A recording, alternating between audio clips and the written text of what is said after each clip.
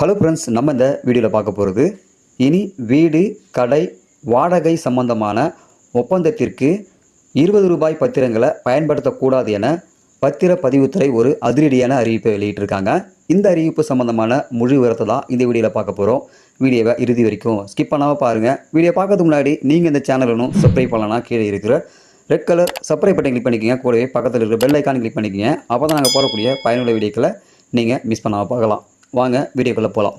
வீடு கடை வாடகை உள்ளிட்ட சாதாரண ஒப்பந்த ஆவணங்கள் குறித்து புதிய முடிவு எடுக்கப்பட்டுள்ளது.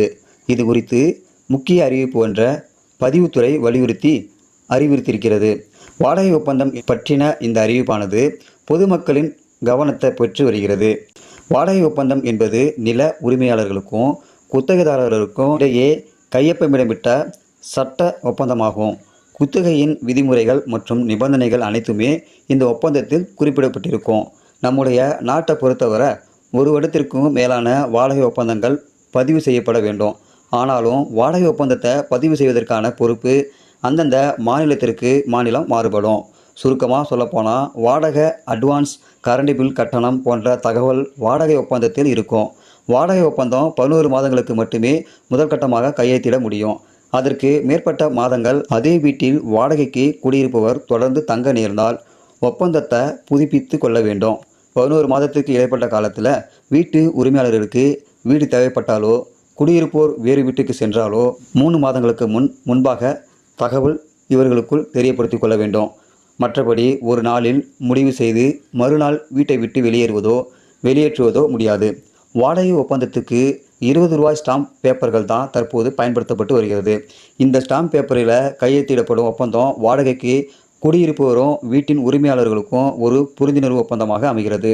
தமிழ்நாட்டில் சொத்துக்களை வாங்கும்போது அதன் மதிப்பில் 7% முத்திரை தீர்வை 2% பதிவு கட்டணம் தற்போது வசூலிக்கப்பட்டு வருகிறது. இந்த மதிப்பு அடிப்படையில் முத்திரை தாள்களை பயன்படுத்த வேண்டும் அல்லது ஸ்டாம்பிங் முறையில் உரிய தொகையை செலுத்த வேண்டும். ஸ்டாம்பிங் என்பது சம்பந்தப்பட்ட சொத்தின் மீது நிதித்துறை அல்லாத முத்திரை வரியை அரசாங்கத்திற்கு செலுத்துவதற்கான ஆன்லைன் முறையாகும். ஆனால் வீடு வாடகை நிலம் குத்தகை ஒப்பந்தங்களை பதிவு செய்வதில்லை. உதாரணமாக வீட்டு வாடகைக்கு விடுவோர் 11 மாதம் என்ற காலவரையறையில் ஒப்பந்தம் மேற்கொள்கிறார்கள்.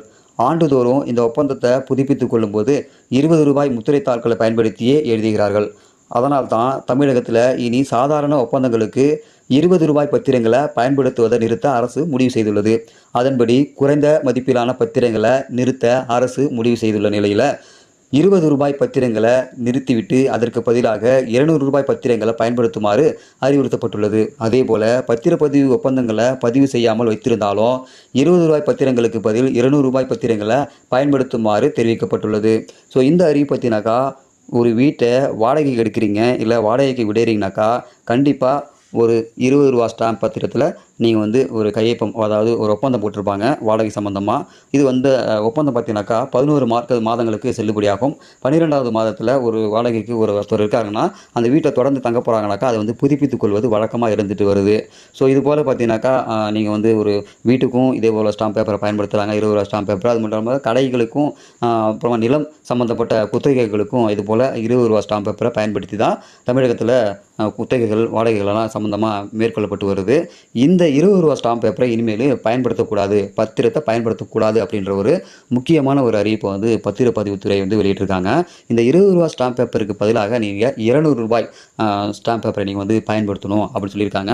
ஸோ இந்த எல்லாமே பார்த்தீங்கன்னாக்கா நீங்கள் ஆன்லைன் மூலமாகவும் நீங்கள் கட்டலாம், இல்லைனா நீங்கள் வழக்கம் போல் பத்திரப்பதிவுக்கு என்ன வழக்கத்தை மேற்கொள்கிறீங்களோ அது போலவும் நீங்கள் பயன்படுத்தி கொள்ளலாம் அப்படின்ற ஒரு அறிவிப்பை தமிழக அரசாங்கம் வெளியிட்டிருக்காங்க. ஸோ இந்த அறிவிப்பு எல்லாம் பார்த்தீங்கன்னாக்கா பொதுமக்களுக்கு முக்கியமான ஒரு அறிவிப்பாக இருக்கும்னு நினைக்கிறேன். ஸோ நிறைய நபர்கள் வீடு வாடகை நிலம் குத்தகை இது போன்ற சம்மந்தப்பட்ட பிரச்சனைகளுக்கு முற்றுப்புள்ளி வைக்கும் விதமாக ஒரு ஸ்டாம்ப் பேப்பர் எழுதுவாங்க. இந்த ஸ்டாம்ப் பேப்பரில் பார்த்தீங்கன்னா அவங்களோட டீட்டெயில்ஸ் எல்லாமே விரிவாக விளக்கப்பட்டிருக்கும். அதே போலவே சம்மந்தப்பட்ட இருவருமே சைன் பண்ணி கொடுத்துருப்பாங்க. இந்த ஸ்டாம்ப் பேப்பர் பார்த்தீங்கன்னா ஹைகோர்ட் வரைக்கும் செல்லுபடி ஆகும் அப்படின்ற ஒரு சுச்சுவேஷன் தான் இது வரைக்கும் நிலவி வந்தது. இனி ஒரு காலங்களில் இந்த ஸ்டாம்ப் பேப்பர் செல்லாது. உடனடியாக இந்த 20 ரூபா ஸ்டாம்ப் பேப்பர் யாரெல்லாம் பயன்படுத்தி வைத்திருக்கீங்களோ அவங்க 200 ரூபா ஸ்டாம்ப் பேப்பரை பயன்படுத்துமாறு பத்திரப்பதிவுத்துறை அதிரடியான ஒரு அறிவிப்பு வெளியிட்டிருக்காங்க. இந்த அறிவிப்பு பார்த்தீங்கன்னா பொதுமக்களுக்கு மிகுந்த ஒரு அதிர்ச்சியான ஒரு அறிவிப்பாக இருக்கும்னு நினைக்கிறேன். இந்த அறிவிப்பு சம்மந்தமான உங்களுடைய கருத்துக்களை இந்த வீடியோ கீழே கமெண்ட்டில் தெரியப்படுத்துங்க. மறக்காமல் இந்த வீடியோ உங்கள் நண்பர்களுக்கும் ஷேர் பண்ணுங்கள். இதுபோல் பயனுள்ள வீடியோக்களை நீங்கள் தொடர்ந்து பார்க்கணுன்னாக்கா நம்ம யூடியூப் சேனலை சப்ஸ்கிரைப் பண்ணுங்கள். மீண்டும் இன்னொரு வீடியோ சந்திக்கலாம். அதுவரை மனிதர்கள் மதிப்போம், மனித உயிரை காப்போம். நன்றி.